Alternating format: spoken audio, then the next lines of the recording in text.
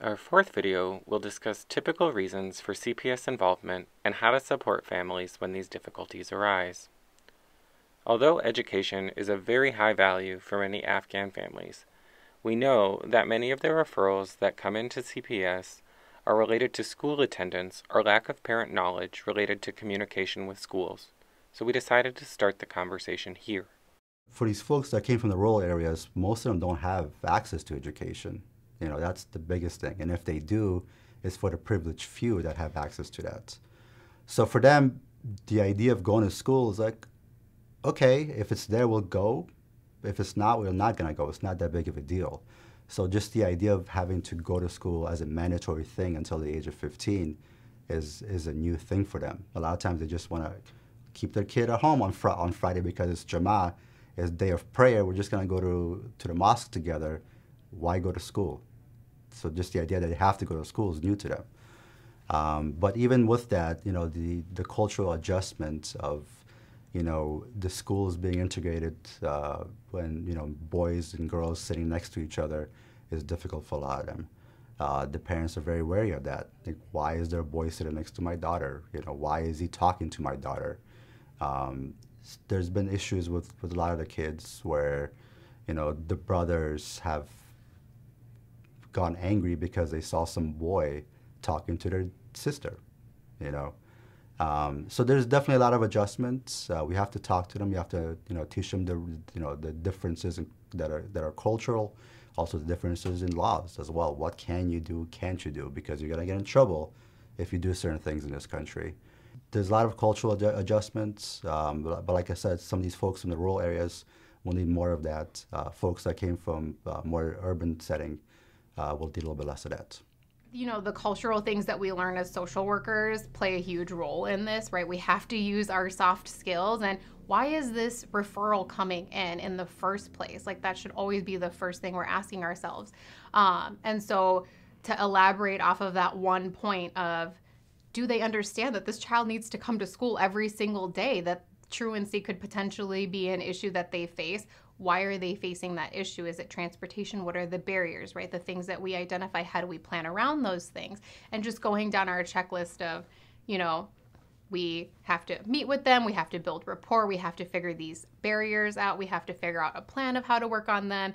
Okay, is the plan working? Is it not? Where do we need to make these tweaks?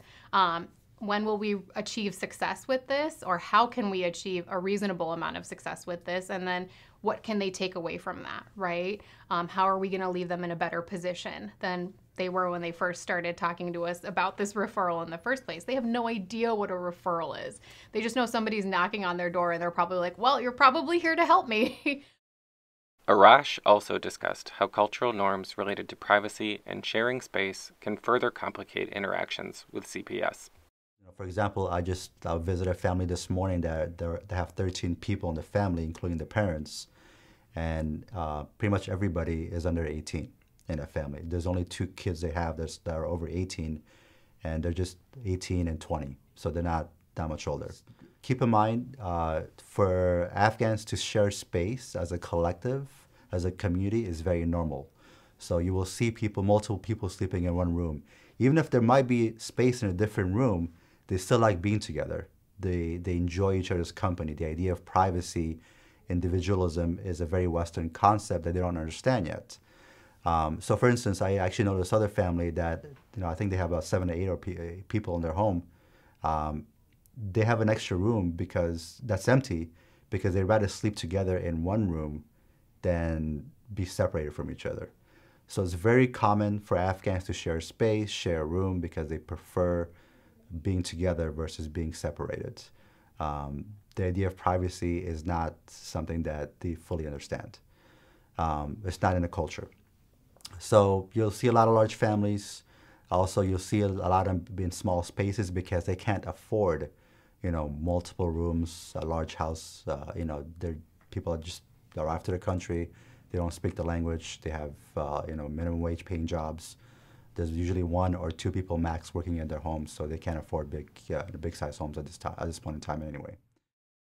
Samira then walked us through some collaborative and respectful strategies for modifying parenting behavior. Way to approach modifying parenting is to first understand if they feel like their response is appropriate and necessary to whatever they're responding to in terms of their child's behaviors. So that's going to be understanding, is this a normal response in your culture? Where did you learn this behavior? Why this response opposed to another response? Or what else might you have tried if it wasn't this response? So starting on that level of, let's assess what's going on here. Let's take a break for a minute and see why this is happening, why this is occurring, and how this plays into your belief system and your parenting behaviors. So identifying the mismatch between their culturally appropriate response that probably required no intervention in their home country, which now in the US meets a threshold of potential abuse or legal ramifications, right?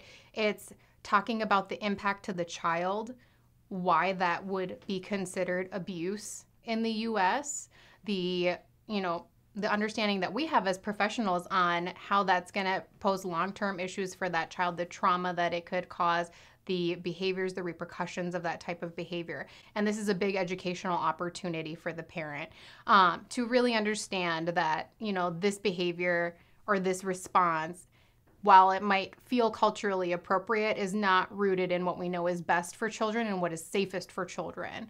And it's not really about preventing the parents from being parents. It's about empowering them to make better parenting decisions. And I think it also requires you to partner with them to say, hey, what can we be doing differently here? What might you want to see yourself doing? Like, what would be ideal? Like, if you were your child, how would you want to be parented? They're humans. They're going to respond to this type of language and this type of approach, and they're going to hopefully be able to collaborate with you on coming up with solutions that they're willing to try. And it should be coming from them as a solution that they want to approach. If for some reason, that's not possible, they don't understand, or they're really confused, I think then it would be valuable to say, hey, these are some things you might want to try, and maybe next time we connect, you can let me know how those worked out for you. And then do the edits from there. Keep moving with it, right? This part worked, this part didn't, and then we can hopefully eventually land on something that will work going forward. That's going to be an appropriate response that isn't going to have legal ramifications or result in abuse or a negative impact on the child. Samira also emphasized the importance of correctly identifying barriers and differentiating resistance from a lack of knowledge about suitable alternatives. Certainly there are times where we can come to a place where there is just no movement, right? There's no fresh ideas coming from the parent or no observable changes other than that, okay, maybe they'll stop doing that behavior, but they don't have anything valuable to replace it with. They still need their problem solved. It's a delicate subject, right? We want to be careful that we're not coming in, taking over, taking away their ability to parent, and kind of maybe inadvertently giving the child like an unnecessary level of free rein to continue behaving in a way that's probably counterproductive anyways. And so we want to kind of help reframe for the parent, like, we're doing this together to empower you as a parent, but also to make the outcome for your child better. That, your response is probably not getting you the results that you're looking for. And kind of going down that avenue, like, is your response stopping the behavior, right? It might be, but is it also causing damage to this person that's going to impact them? That's going to be something that they're going to carry with them. And putting themselves in the place of the child, right? If you were your child, how would you want to be parented? And giving them that new voice of, I can change this. Like, I don't have to keep doing what I was doing, what I grew up doing, what's part of my culture. These are not rules that are written in stone. I know that these could have negative repercussions for me, and we can work together to find a new solution. The worker, therefore, can, kind of help bridge that gap of understanding and provide that educational piece and continue to make edits as necessary. That would probably be the best way to kind of dance with the parents, do that delicate dance with them, and not feel like you're stepping on all over their toes, taking away all of their parenting rights and responsibilities, because they still have a right to be a parent. They still are responsible. And they've made it this far. They've made it through tons of trauma. I think a lot of these responses can also speak to the type of support that they need as parents. Like, they need to feel empowered, and that's going to be a really huge factor in modifying their behaviors, that they should be empowered to do so. I asked Samira to expand on her last point about what parents have been through with their kids and how this relates to family assets and strengths. And so they've kept their children alive through a lot. They've had to help them, get away from people who might harm them. They've had to, keep a close eye on them. They've had to care for their medical needs. There are natural dangers in Afghanistan. There are weather dangers in Afghanistan. From personal examples of being told the stories of these people, like, they've had to walk from one country to another through mountains. Like, who in the US has had to do that, right?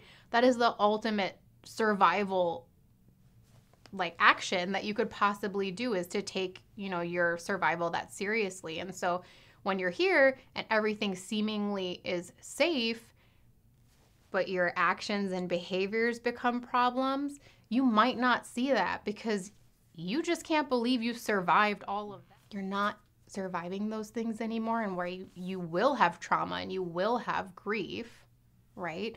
And all of these painful experiences, we can still put this high on your priority list of, you did survive it, and now we do have to focus on this because it will equip you and help you control what's going on here and now, right? And provide you with that foundation of, yes, some things are going to change, some things are going to be different, and our hope is that they're going to change for the better. That's the whole point of coming here, right? Things were supposed to change for the better. It's hard right now. Eventually, they'll get there. Finally, I asked Samira what community resources she recommends for CPS workers wanting to learn more, or who are looking to partner with a local Afghan organization when working with Afghan newcomer families. Step one, Afghan Cultural Society, for sure. Start there. And then there's Alight. They provide refugee services. They actually helped collect a lot of the resources, the donations. They got their houses set up, got all their basic necessities met. And I believe the contact person for them is Sonia. She's also an Afghan, which makes her all the more qualified to provide that type of service. And a lot of folks do turn to her. They continue to have refugee support events that are ongoing to help with job training skills, also to celebrate holidays that are important. So she would definitely be a good person to go to. Thank you for your attention and participation in this brief training module. For more information about the research these interviews were based on, or for more resources related to working with refugee families in Minnesota, please see the CASHU website at cascw.umn.edu.